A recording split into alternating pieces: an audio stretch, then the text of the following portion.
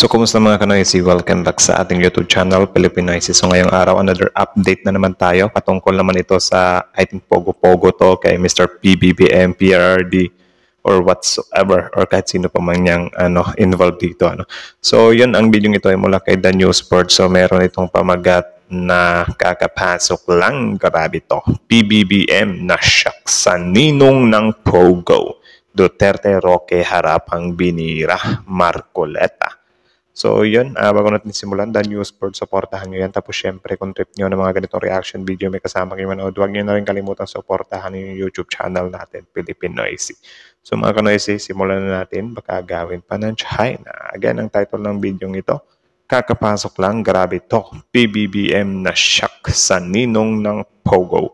Duterte Roque harapang binira. Marcoleta. So, ito talagang circle nila, Ito yung pinaka, some kind, pinag-aanohan natin sa mga pogong yan. Pogong inang yan. So, again, The Newsboard, Pilipinoysi. So, like, comment, share, subscribe. Start. Ito ang mainit na balita at trending ngayon sa mundo ng social media. Matapos ang paghahamon ni Harry Roque at ng dating Pangulong Duterte kay Pangulong Marcos tungkol sa Pogo na pinag-iinitan lamang sila samantalang malaki ang naitulong di umano ng Pogo. Abay heto at sumagot ang paok sa mga birada ng mga Duterte. Let me say it again. Nakakaasar talaga yung mga tawag dyan, mga reasons nila. All our work is not politically motivated. We are driven by evidence. Nandiyan yung ebidensya. Sinasampal kami ng ebidensya. Ala naman magbulag-bulagan tayo, di ba? So, may makapanagot tayo, may makakasuhan tayo mga dating opisyal ng gobyerno at maaaring kasalukuyang opisyal ng gobyerno na nakikita namin na may mga papel na ginampanan dito sa mga pag-proliferate ng mga Pogo na ito. Sabi ko nga po, hindi naman po namin pinersonal si former spokes, Harry Roque. Kaya lang nung dumarami na yung papel at may mga tao nag-execute ng affidavit, nagpapatunay ng kanyang partisipasyon dito sa bagay na ito, may ebidensya na kami. Yun lang. Alangan naman na magbulag-bulagan tayo dyan. Kaya nga sila, sobrang takot sila sa ICC. Dahil syempre, mahahalongkat yung mga pinagagagawa nila. Diba? Kasi meron naman talagang mga pinagagagawa sila nung time nila. Kaya syempre, tawag dyan, yan yung isa din sa pinakadahilan ngayon. Kaya tinututulan talaga nila na may makialam na ICC or kahit dito sa Pilipinas, hindi naman talaga nila nire-respeto yung justice natin ngayon Kita nyo naman yung nangyayari kay Kibuloy, di ba? Kasi kung kahit pati ang tawag dyan, yung government natin or justice natin dito nire-respeto nila, dapat si Kibuloy, hindi nila pinoprotect, di ba? Pinapalabas na nila. Or sila mismo yung magsuplong, di ba? Bakit sila mismo yung walang tiwala sa justice natin ngayon? Para magsampa ng kaso laban po kay Ginoong Harry Roque. Nothing personal. It's just that the evidence warrants that we file these cases against him. Kaya doon yung aming aksyon to be able to put all of this in one case folder, no? Para pag sumiti namin sa panel of prosecutors sa DOJ, mapapangiti kami sapagkat sa aming palagay, ito ay isang matinding leksyon sa ating lahat, sa aming lahat na nasa gobyerno, na habang nasa gobyerno kami, nagsisilbi sa taong bayan, we must be faithful and honest to the oath of service that we took. Pero masasabi ko natin, we have documentary evidence and we have testimonial evidence na... Wait lang. Ito din kasi yung yung pinakamahirap as a voter or as a mamamayang Pilipino kasi lahat ng taong binoto natin, hindi talaga tayo 100% sure na wala yung ginagawang mga kabalbalan, wala yung mga, something like na sila lang mismo yung nakakaalam. Diba? Kasi hindi naman tayo Diyos para malaman natin kung ano yung mga pinaggagawa nila. Diba? Tuloy. Magtuturo, hindi lamang po sa kay Ginoong Roque, kundi sa ilang mga tao pa na nandoon sa matrix na ipresenta ng ating mga senador at ng ating mga kongresista doon sa kanilang mga ginawang hearing. Ang malaking tanong, kung merong mga boss at protektor ng Pogo, sino naman itong ninong ng Pogo? Ang debate po sa aming pananaw ay pwedeng tingnan sa dalawang bagay. Una, actively enabled, no? Actively enabled. So talagang inutusan ng iba't ibang ahensya ng gobyerno halimbawa na magpakialaman ng mga Pogo, hayaan lamang silang mamayagpag sa kabila ng merong mga nakikita mga illegal na gawain. Actively enabled them to do whatever they want to do. Pinapayaan na lang. Buwelta naman ng kampo ng mga Duterte. Abay wag ilihis ang usapan at magpa-hair follicle test na ang Pangulo para iwas issue sa pagiging bangag. At pagdating naman sa ehekutibo, siyempre, ang presidente ang dapat manguna. Mag-hair follicle test tayo dahil napakasama ng impluwensya ng pinagbabawal at droga sa pag-iisip, lalo na ng mga gumagawa ng desisyon sa ehekutibo na dapat masiguro na hindi sila. Gigil si Roque. I think meron akong narinig guys kung bakit hindi basta-bastang nag-hair follicle test ang presidente. Nakalimutan ko lang, basta parang narinig ko na yon. So comment na lang kayo sa baba kung bakit nga ba hindi basta-bastang mag-hair follicle test yung presidente. Bangag! At ang tanging paraan dyan ay sa hair follicle test. Bakit tatanggi ang taong walang tinatago? Ang ating presidente, ang dami ng nanaw... E di, baliktarin natin, bakit magtatago ang taong walang ginagawang mali? Sabihin nyo yan kay Kibuloy. Dapat tingnan nyo rin yung side na yan na bakit nga ba hindi sumuko si Kibuloy, ano? Sobrang guilty ba talaga siya? 'Di ba? May mga ihinahabla ba sa kanya na hindi niya malulusutan? Kasi may mga matibay talagang ebidensya. 'Di ba? Eh, ba't kayo matatakot sa ano natin? Eh, meron naman kayong dalawang senador dyan sa ano? Sa Senado. 'Di ba? Nako. Wagan na magpa-hair follicle test. Mula pa noong nagsalita ang dating Presidente Rodrigo Roa Duterte, dinagdagan pa ng confidential informant na Agent Morales, at ngayon, meron pang video na authenticated ni Maharlika, ha? At syempre, nandyan pa. Anong video yung ano? Yung pulburon video? Na grabe naman. Ako nung una ko makita yun, parang imposible naman yun eh.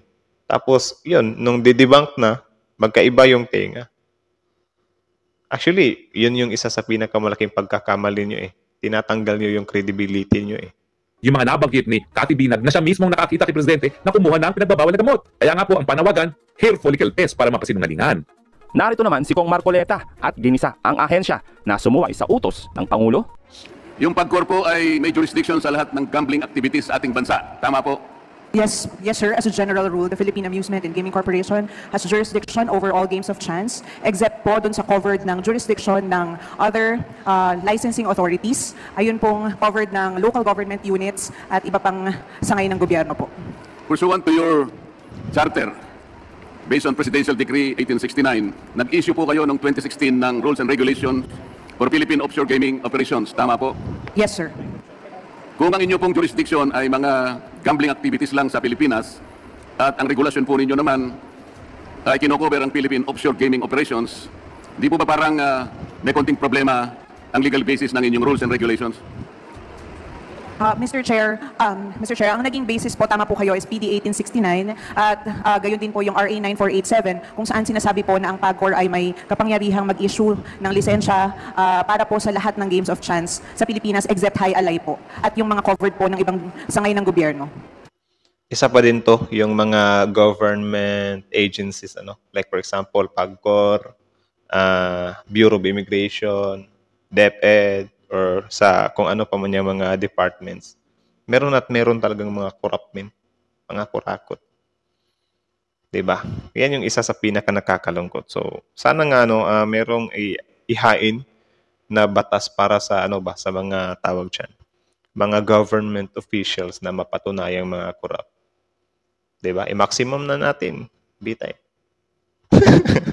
Tingnan natin kung may mangungurakot pa or baka nga kapag merong bitay para sa mga kurakot ay wala nang tatakbo min or konti na lang yung tatakbo. Oo nga po, pero pinag-uusapan naman natin ito, offshore gaming corporations, wala na po yata ito doon sa inyong jurisdiction, tama po? Sa tingin po namin ay meron po kaming jurisdiction. However, gaya po ng nabanggit during sa last hearing po ng Public Order and Safety and ang Games and Amusement, kung meron pong magko-question ng jurisdiction ng PAGCOR, ay susundin po iyon kung mapapawalang bisa po yung mga batas na nagbibigay ng karapatan sa PAGCOR sa paglilisensya po ng offshore gaming. Saan po nakabasing legal yung tingin ninyo? Sorry, sir? Saan po nakabase? Kasi sabi po nyo sa tingin ninyo. Ano pong basihan nung pagtingin ninyo na meron kayong jurisdiction sa Pugo? The PD 1869 at RA 9487 po kung saan nakalagay po doon na ang PAGCOR ay may karapatang mag-operate at maglisensya ng lahat po ng all games of chance and all games of numbers except po yung mga nililisensyahan ng ibang sangay ng gobyerno except high alay po. Ano po yun? RA 9487? Yes po. Sinabi po roon na Actually, panis yung ewan ko kung panis ba yung PAGCOR kay PRRD kasi sabi na ni PRRD na goods yung yung mga pogo 'di ba? Grabe, parang yun, human instinct lang. meron kayong jurisdiction sa Pugo? Wala pong explicitly po na nakalagay Yun nga po, doon. wala nga specific. Kasi sabi mo kanina, sa tingin po ninyo. Ibig sabihin, wala po. Tama? Yun nga pong RA 9487 po ang pinagbatayan po noon, Mr. Chair. Ano po yun? Nga pong 9487 po ang pinagbatayan po noon, hindi po explicitly nakalagay, pero po ang exclusion po na nakalagay po lamang doon ay yung high alay po. Wala nga po High nakalagay alay. doon eh. It is not explicitly written in the law, madam. Ngayon po, ang susunod na tanong, ano na po yung ginawa ninyong step or steps in order to fulfill the wish of the President that effective his SONA on July 22, 2024, he said that effective today, the POGOs are banned. Ano na po ang ginawa ng PAGCOR para po ang instruction na ito ng ating Pangulo ay matupad? Okay po. Yan lang. Sa ngayon po, Mr. Congressman, Kasi meron din ako nababalitaan na yung mga online gambling parang hindi pa doon natatapos. So parang yun, sinisisi na din naman nila si President Marcos doon. Kasi bakit daw hindi pa nawala. Pero I think yung sinabi naman ni PBBM is, di ba, within this year. So siguro hindi din ganun kadali yan na i-shutdown, ano. Or I don't know. Kasi ito yung hinahanap or ginagamit na butas ng kabila eh. Na kita nyo, may pasabi-sabi pa yung presidente nyo na ban all POGOs, pero meron pa rin daw mga online games, online gambling casinos. Ginagano nila. Sobrang atatano. Kala mo naman talaga si PBBM yung mismo magsha-shutdown eh. nag-aaral pa po ang iba't ibang sangay ng gobyerno kung ano po ang mga holistic approach na gagawin po natin para sa pagpapatupad ng total ban. On the side of PAGCOR po, initially, lahat po ng applications, lahat po ng mga additional sites na ina-applyan po ng mga existing licensees po ay hindi na po prinoseso at tinigil na po lahat ng pagproseso ng mga applications at anuman pong makakadagdag pa sa operations ng POGOs, ng Internet Gaming Licensees. Additionally, effective August 1, 2024, nagpatupad na po kami ng hiring ban para po hindi na po tumuloy yung dami po ng mga empleyado sa offshore gaming, sa Internet Gaming Operations. So, tinitingnan po namin na mga sa susunod na buwan ay paunti na po ng paunti yung mga magiging empleyado ng operators po natin. And nakikita din po natin na marami po sa mga licensees ay nagbabawas na rin po ng kanilang mga operational sites, nag-a-apply po sila voluntarily ng cancellation at unti-unti na po nilang pinapaliit.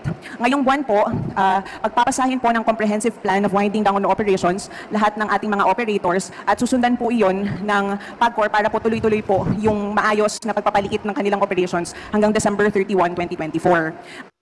I think din nag-away-away na ngayon yung mga may-ari ng POGO at yung mga protector ng POGO. Kasi parang, ano ba yan? Binigyan na namin kayo ng bayad, gawan nyo ito ng paraan. Mapapaklose lang naman pala kami. Malaking mawawala sa amin dito. Sir, paano yan? Pinaklose ng presidente. Nagbabardagulo na siguro sila ngayon. Kami din po ay in constant coordination with the Bureau of Immigration and Department of Labor and Employment para naman po sa mga empleyado na maapektuhan ng ban. So, nagko-coordinate po kami kung paano po mabibigyan ng trabaho yung mga mawawalan po ng trabaho, lalong-lalo ng mga Pilipino, at paano po sila matutulungan eventually pagka po na-displace po sila dahil sa ban. And yung mga foreign nationals din naman po para po maayos po silang makalabas ng bansa at hindi po magkaroon ng kaguluhan. Ito Palabasin na yung mga inchik na yan. po yung mga pinagpepreparahan po natin para po eventually sa pag-wind down and close down of the operations by December 31, 2024, nakalatag na po yung mga plano ng iba't ibang ahensya po ng government po. Hindi ko po kasi tinatanong kung ano po yung dapat gawin ng mga saklaw ng directive ng Presidente. Ang tinatanong ko lamang po, ano yung ginawa ninyo para matupad ang kanyang directive na effective today, sabi niya po yon, July 22, 2024, ay itigil na po lahat ang gawain ng POGO. Halimbawa po, kinansilan nyo ba, nirevoke nyo ba yung rules and regulations for Philippine Offshore Gaming Corporations operations? Kinansel nyo na po ba yung inyong rules and regulations? Sir, yung rules and regulations for Philippine Offshore Gaming Operations ay matagal na pong na-repeal, hindi na po pinapatupad o hindi na po yun ginagamit as regulation. Sa ngayon po, sir, ang naging directive po kasi ng Presidente is na-ban na po yung POGO ng July 2022 and inaatasan po ang PAGCOR na i-wind down po yung operations by December 31, 2024. Yung existing rules and regulations po namin, patuloy pa rin po namin pinapatupad pero hindi na po nagdadagdag, hindi na po nag-i-issue ng lisensya ang PAGCOR patungkol po sa internet gaming license po. At sana rin, hindi na siya parang biglang magpapalit or parang hahanap ng bagong gimmick. 'Di ba? Kasi parang yun? IGL ba yun? Kalimutan ko na yung POGO parang iniba lang daw. Sana kahit na ibahin nila ay salain pa rin na wala na talaga kayo. Out na kayo dito sa Pilipinas. Dapat ganunin din. Baka yung next naman na plano ng POGO, meron naman silang mga under the table, wala rin. 'Di ba? Baka na yan, pogi na. Imbis POGO, pogi na. Pogi. Habang pina-finalize po yung detalye at proseso ng winding down, pwede po muna silang mag-operate. Yun po ang inisyo po namin, sir. Ha? Pwede mo na So, ma-operate? Mr. Chair, binago po ninyo ang utos ng Pangulo. Ang sabi ng Pangulo, wala pong masyadong simple po yung sinabi niya eh. Tama. Magmula ngayon, sabi niya, Stop effective today, we are banning all POGO activities. Wala po siyang sinabi na maaari nyo silang palawakin sa iba't ibang pamamaraan hanggang sila makapag-wind up. Bakit po binago nyo ang kautusan ng Pangulo? I think po na klaro naman po ito. Hindi din kasi ganyan yan kadali eh. Yun nga, baka yung protector at saka yung may-ari ng Pogo, parang nag-ano na sila na kakanta kita. Diba? Ikaw yung protector namin, di mo to hahanapan ng paraan. Baka may mga ganyang pangyayari, Ay, nako, nakakatakot din talaga gumawa ng mga kasamaan min kasi parang ganito ba, magbabackfire sa'yo or kakarmahin ka, di ba? Na binibigyan pa po sila ng hanggang December 31, 2024 po para po unti-unti pong paliitin yung operations po nila. December 31, Mr. Chair, hindi binago nga. po maliwanag yung sagot nila. Para sa akin, ay binago po ninyo yung kautusan. Napakasimple po ng kautusan ng Pangulo. Binago nga. Kasi dapat, nung sinabi ni PBBM na as of today, effective today, shutdown na lahat. Ang ano na lang dyan, yung July to December, parang clearing na lang. Di ba, natatanggalin na. Pangit pala nito kasi, grabe. Simula sa araw nito, itigil ninyo lahat ang aktibidad na may kinalaman sa Pogo. As simple as that. Hindi po ba, alam ko ba nag-issue na kayo ng order sa kanila? Dapat sana po, kinabukasan, isinara na po ninyo lahat ang mga Pogo para walang problema. Tama. Hindi ba dapat ganun po yung inaasahan ng ating mamamayan, Mr. Chair? Congressman, bukod po sa naklaro naman po yun, magiging mahirap po na abrupt po yung maging hakbangin po na Hindi po abrupt yun eh. Ang Pangulo na po ang nagsabi. Wala tayong magagawa doon. Ang sabi po ng Pangulo, simula sa araw na ito, itigil lahat ang Pogo. Abrupt po ba yun? Tama. Kinukontra eh. Tapos, syempre, meron namang basihan yung Pangulo. Hindi naman siya basta-basta na personal niya lang nagalit yun na i-close ko yung Pogo kasi hindi ko gusto. Hindi naman ganun. Meron namang mga grounds na dapat talagang i-close yung mga Pogong yan. Nako. Pangulo po ang nagsabi, kayo po ang mananagot yan kapag sinabi niyo, Mr. President, masyado namang abrupt po ang order ninyo. Sasabihin niyo po ba sa Pangulo yun? Grabe. Hindi po, sorry po, hindi po, sir. Kaya nga po, inaasahan po ng mamamayan, kapag sinabi ng Pangulo, Sado. sila sa araw nito, itigil lahat, ang lahat ng gawain na kinalaman sa Pogo. Ibig sabihin, tigil po lahat, di ba ganon? Your time is up, Congressman Marcoleta. Ay, masasagutin ko lang, Mr. Chair. Di ba ganon? Time is up na Sa tingin eh. ko naman, Dapat ganon, di ba? Sir, liliwanagin ko lang po na naklaro naman po na hindi pa po nung araw na yon mahihinto muna yung operations, kundi bibigyan pa po sila ng pagkakataon na i-wind down po yung operations nila hanggang December 31, 2024. Binago nga. Wala po akong narinig na ganon mula sa Pangulo, Mr. Chair. Okay, please ask the same question on the second round. Thank you, Congressman Marcoleta. Dalawa. So, ayun lang naman mga kanoise. Kita nyo naman yun. Grabe. Sobrang intense ng bardagulan nila. Diba? Si Marcoleta galit na siya sa sa PAGCOR eh. Tama nga naman yun, men. Kaya pala, parang may something na parang, malinaw naman yun. Kayo ba?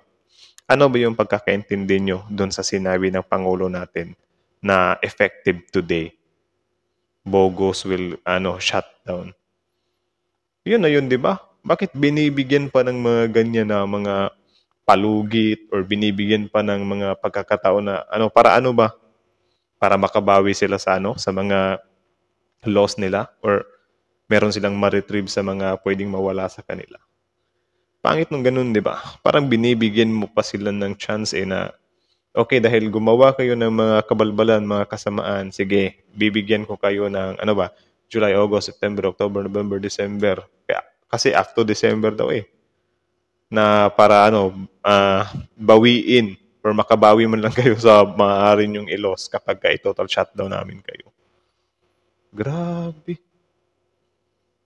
May something dun Hindi ba? Do you think ba? Bakit ganun yung nangyayari? Do you think yung ba yan? Yung mga may-ari ba ng Pogo yan at yung mga protector, sila yung nagka-clash ngayon? Di ba? Tapos sabi ko nga sa inyo kanina, yan yung isa sa pangit talaga na parte ng isang politiko. Kapag tawag dyan, papasok for example, ikaw politiko ka, kapag papasok ka talaga sa isang mga hindi kaaya-ayang mga gawain, like for example, meron kang poprotektahan, magpapasuhol ka, bribery, or whatsoever, 'Di ba? Kapag tinanggap mo na yung isang beses na parang bribe nila sa iyo, wala ka nang kawala diyan, men. Hawak ka na nila sa liig. 'Di ba? Tapos ngayon sasabihin mo no choice ka na kasi bina-blackmail na ako. Kasalanan mo din naman 'yan eh. Inaccept mo kasi yung mga nagpasilaw ka sa pera nila eh. Do you think ba guys, merong mga ganitong nangyayari ngayon diyan sa Pogo na parang since may mga protector nga itong mga Pogong to kasi hindi na malalawak to kung wala mga protector to, 'di ba? Since meron nga silang mga protector na parang mga binayaran, baka na sila siguro yung parang kumokontra doon sa sa plano ng presidente natin na total shutdown na talaga. Grabe. Actually, nakakadismaya tong mga ganitong nangyayari sa sa tawag diyan, sa gobyerno natin, sa mga ahensya ng gobyerno natin. Nakakalungkot imbis na sila yung magpapaganda sa Pilipinas, sila pa yung nangungurakot mismo. 'Di ba? Sobrang sad. So yun, mga kanoisy, this video is from The News Board. So supportahan nyo yan. Original video link in the description box below. Tapos syempre, before you leave on our YouTube channel, huwag nyo na rin kalimutang supportahan. Like, comment, share, subscribe, Filipino IC. So yeah, that's it na lang muna. Thank you so much for watching. Filipino IC is out.